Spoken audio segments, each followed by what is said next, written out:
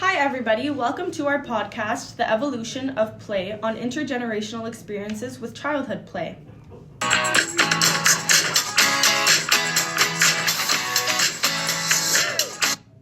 Today we're back with Claudia, Kate, Ella, and Lauren.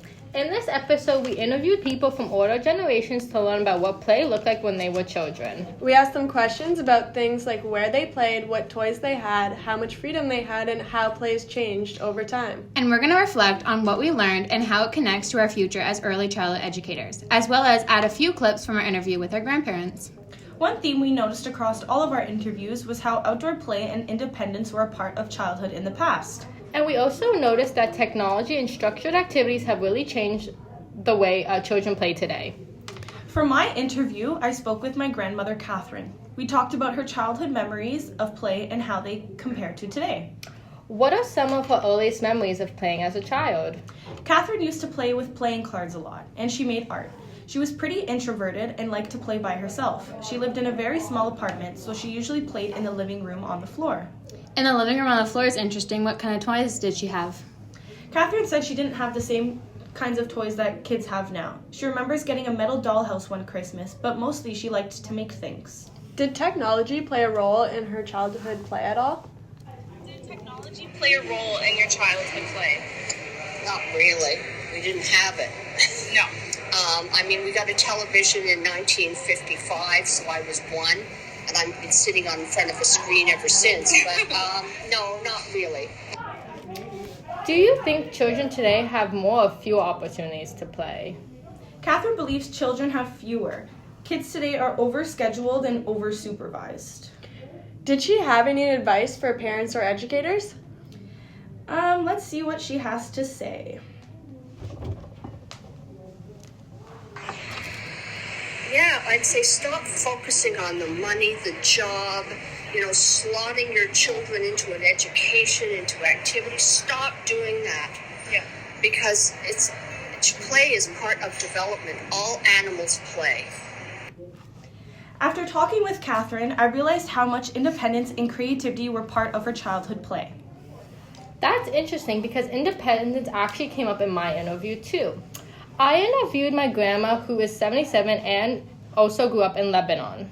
What did she say play was like when she was young? They said they mostly played outside with friends. There weren't many toys available, so they had to be creative. Here, I'll play a clip. Back then, it's not too much to play with? Yeah. Where did you... And so what kind of toys did you play with? One of her favorite games was hide and seek. They also made things like paper airplanes instead of using store-bought toys. That's really interesting because it shows how play didn't rely on materials as much, just your imagination. Exactly. They also said that children were mostly free to play independently. Groups of kids would just go outside and organize their own games. Here, I'll play another clip of her talking about it. Did you usually play, do you play outside, inside? Yeah, play outside, yeah.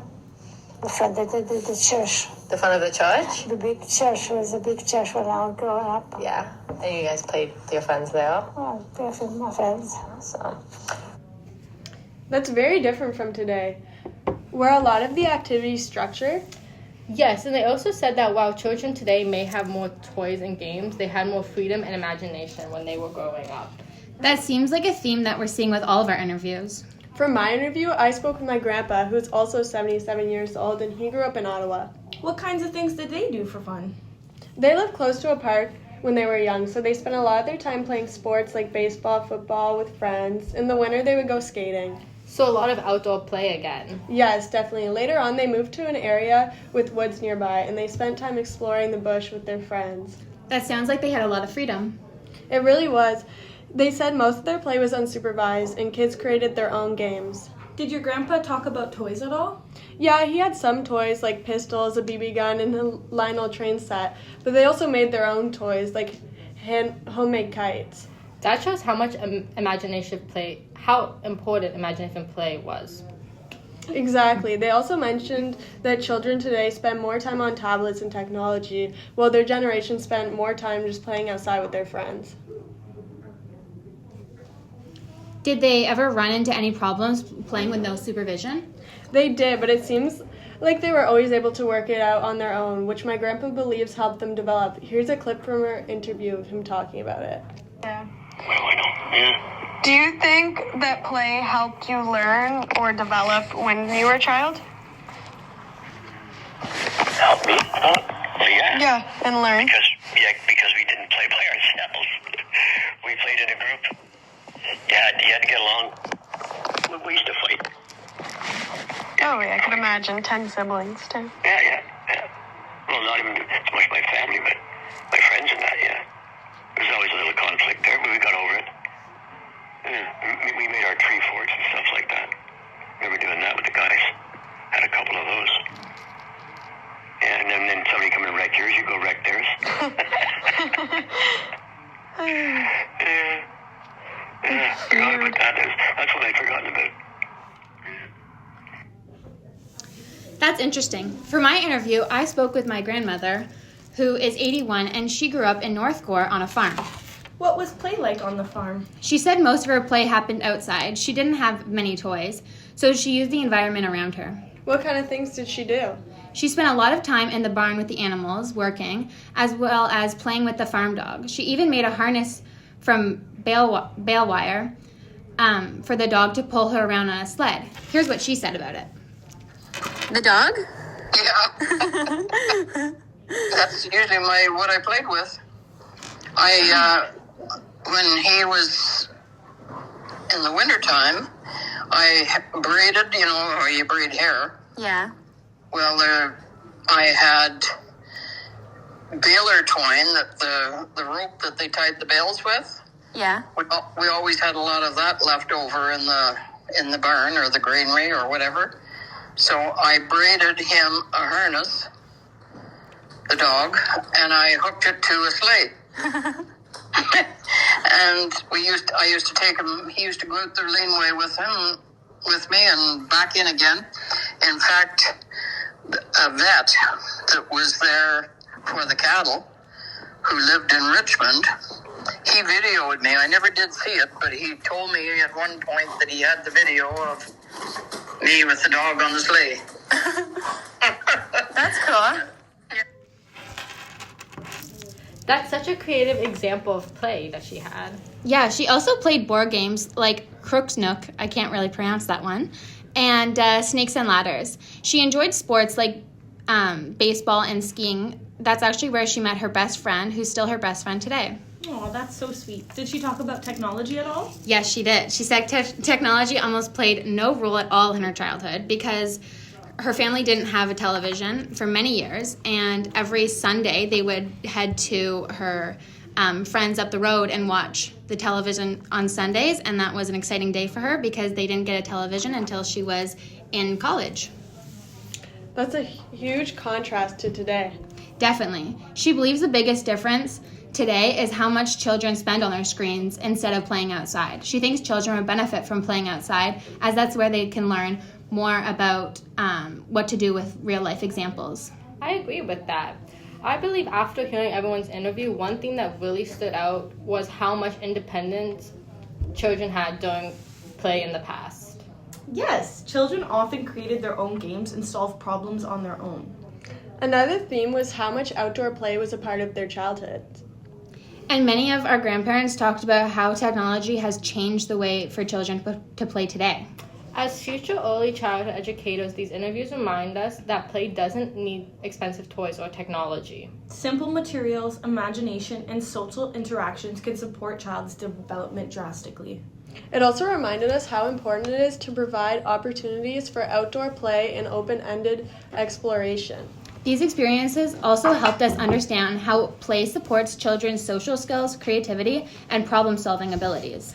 Overall, our interview showed us that while childhood environments have changed over time, the importance of play has remained the same. What stood out to me during this project was how emotional and personal people's memories of play actually are. When my family member talked about their childhood, it wasn't just about the games they played. It was about who they were with, where they felt safe, and the little moments that shaped their everyday experiences. Hearing that made me realize that play isn't just an activity. It's a feeling, it's comfort, it's freedom, and it's a connection. As future early child educators, it reminded me that when we support play, we're really supporting those small moments that children will carry and remember years later. That's what makes this work so meaningful to me. Play continues to be essential for children's learning and development because it allows them to explore the world in a natural and meaningful way. Through play, children develop important skills such as problem solving, creativity, communication, and social interaction. When children engage in play, they are not only having fun but also making sense of their experiences and expressing their ideas and emotions. As an educator, observing and supporting children during play helps create opportunities for deeper learning. Play also encourages independence and confidence as the children make choices and try new things. They may have a bad outcome, but they learn from their mistakes. Overall, play provides a foundation for healthy development and lifelong learning. Doing this interview really helped me see how much children's play has changed across generations. My grandpa described a childhood where play was mostly outdoors, unstructured, and only organized by the kids themselves, with very little technology involved. Today, children often have more toys and organized activities, but technology and supervision play a much bigger role. This connects to themes we discussed in class, like shifting views on plays, technology, and independence. As a future early childhood educator, this reminded me how important it is to create opportunities for children to use their imagination, socialize, and experience free play. Reflecting on this interview helped me understand the importance of outdoor play, creativity, and independence were in the generation before us. My grandmother's experience showed how children use their imagination and the environment around them to create meaningful play experiences, even without many toys or technology. As a future early child educator, this interview reminded me of the importance of encouraging children to explore, play outside, and encourage the open-ended play. Play supports children's social skills, problem solving, and overall development. This experience helped me realize that educators should provide children with the opportunities to be independent and to play and learn to grow on their own through their own experiences. Thank you for listening to our podcast.